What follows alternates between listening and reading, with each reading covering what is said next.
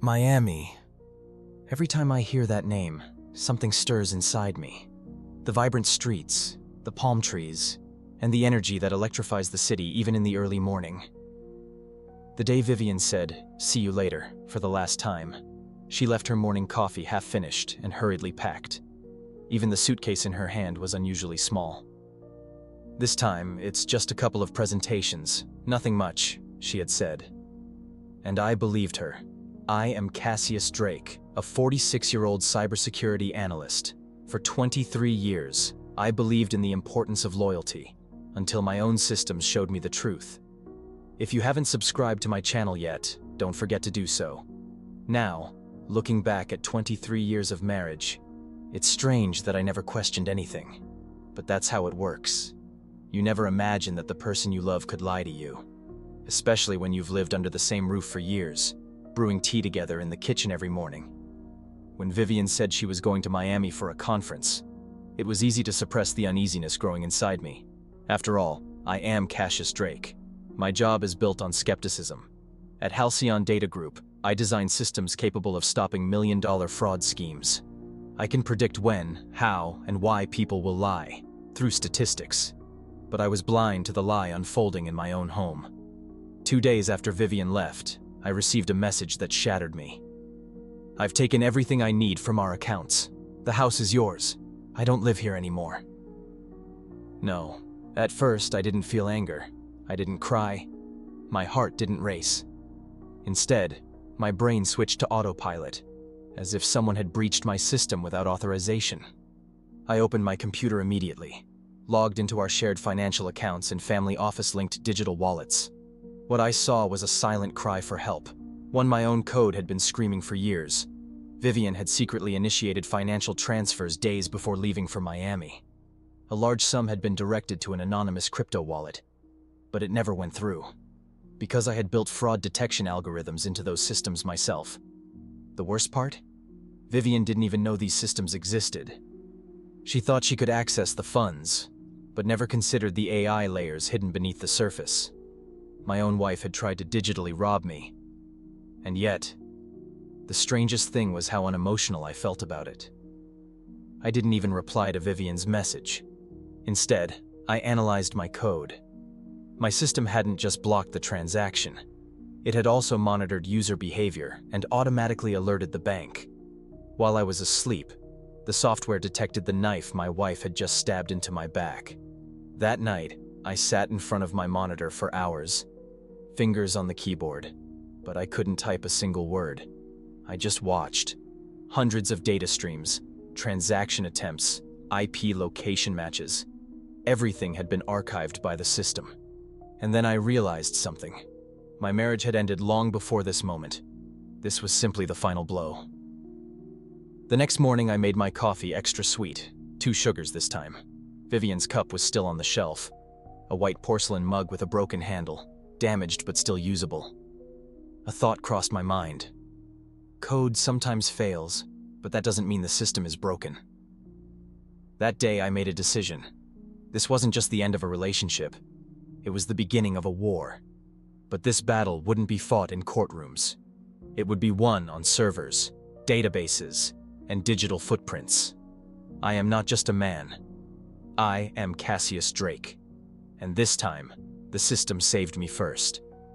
Next, justice will follow. If you're curious about how this story ends, subscribe and don't miss the next chapters. The technical side of betrayal was now clear to me. But the real issue lay beneath the surface, the hidden part of the iceberg. Vivian hadn't just tried to drain our shared account. The system logs showed that this was more than a simple financial transfer. Beneath it all, my algorithms were whispering something to me. IP analyses, access times, irregularities in data packets. All of it indicated that someone other than Vivian had tried to breach my system. And that person was no ordinary hacker. One name kept appearing in my log records. Damien Holt. His name had come up in some of my old projects at Halcyon Data Group. A few years ago, he worked as a consultant for our company. Then, he suddenly left and started his own cybersecurity firm.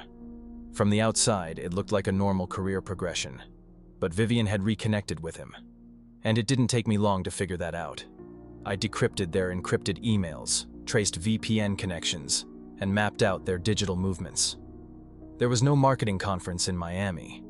Instead, there had been a meeting, a plan, and an attempt to breach my system. But what they hadn't calculated was that my algorithms had evolved, not just to detect traditional fraud, but to anticipate emerging threats. My system was learning. Damien's coding style had remained in my memory from our past projects. I recognized every line of code he wrote. Every developer has a signature, even if they don't realize it. Do you know what hurt me the most? This wasn't even a love story. Vivian had sold her past just to get inside. She had become a pawn for Damien. But as I identified each hidden tunnel they had opened in my system, my anger gave way to determination. I stayed awake all night. 3 monitors in front of me, a house empty behind me. Vivian's forgotten hair clip was still on the bathroom floor, but my eyes were locked on the screen.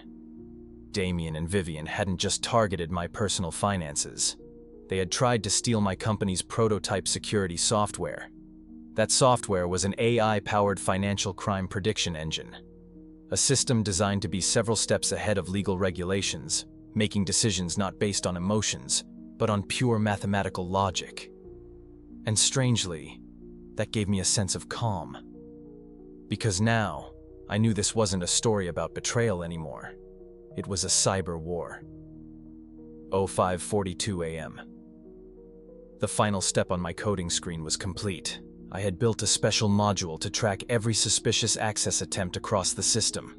I named it Judgment. If you've listened this far, don't forget to subscribe to the channel. That morning, as I drank my coffee, I stared at the screen. Outside, the world was quiet. But inside, my system was screaming. "They're still inside," it told me. Vivian and Damien's access attempts hadn't stopped. But I wasn't just watching anymore. I was recording. Every IP movement, every data request, every click, all of it was being logged into my system. This wasn't just about one man's rage anymore. This was about an event threatening the financial security of an entire nation, and I was right at the center of it. When I decided I had enough evidence to begin legal action, I contacted the FBI Cybercrimes Unit directly. "I'm Cassius Drake. I work at Halcyon Data Group. My system has been breached from the inside, and I can show you exactly how it happened." At first, authorities thought this was a personal revenge case, until I showed them my code. The report I provided was 173 pages long. Access times, log records, IP movements, metadata, decrypted email exchanges. Everything was documented. Damien had clearly built a blockchain-based system for laundering money through multiple accounts. And Vivian, she had willingly become an agent inside this operation.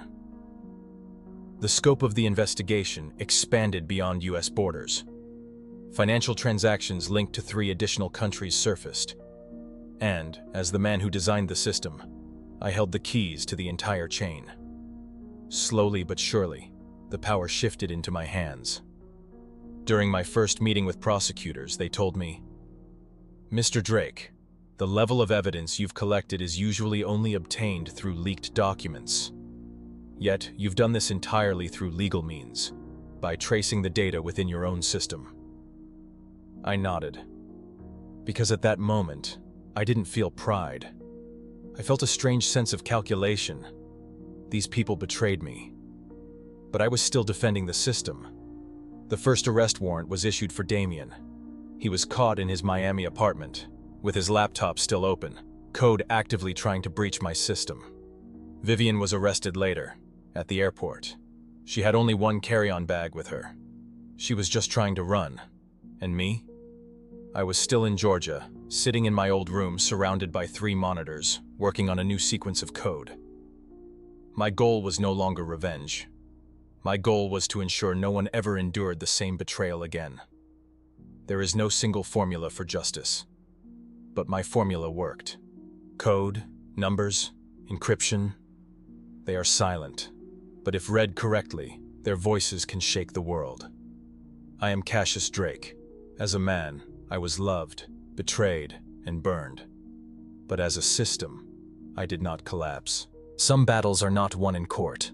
Some victories do not come with applause. And some farewells remain silent forever. When Vivian was arrested, I felt an emptiness inside. It didn't feel like victory. Justice had been served, but I still carried the weight of betrayal in my heart. The divorce proceedings lasted 3 months. The court ruled in my favor. Shared assets, accounts, properties. Everything was documented through the system. Her traps had been dismantled by the algorithms I had written. When my lawyer proudly patted me on the shoulder, I felt nothing. Because at that moment, I was already fighting a different war, within myself. I couldn't stay in Georgia. Every corner, every object, every sound whispered my past back to me. I had won the battle, but my soul was still crawling through the battlefield. So, I left everything behind and moved to Vermont. A quiet, small town. Ashton. My new home was a wooden cabin by the lake, on the edge of the forest.